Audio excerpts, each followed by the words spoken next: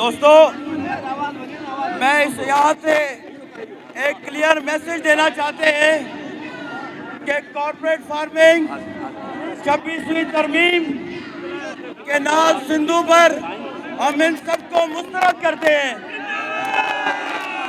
मैं यहाँ से आप सब दोस्तों को अप्रिशिएट करूँगा कि पूरे सिंध के वकला, हमारे स्टूडेंट्स, हमारी सिविल सोसाइटी हमारी एक कॉल के ऊपर आई। ये साबित करता है कि सिंध के खिलाफ होने वाले हर मंसूबे को हम यूनानिमसली मुस्तरद करते हैं।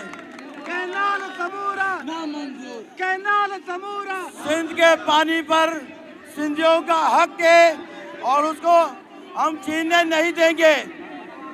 और after Ramzan being a president of Hyderabad bar, मैं ऐलान करता हूं कि हम इस्लामाबाद की तरफ लॉन्ग मार्च लेकर जाएंगे 26वीं तरमीम के खिलाफ।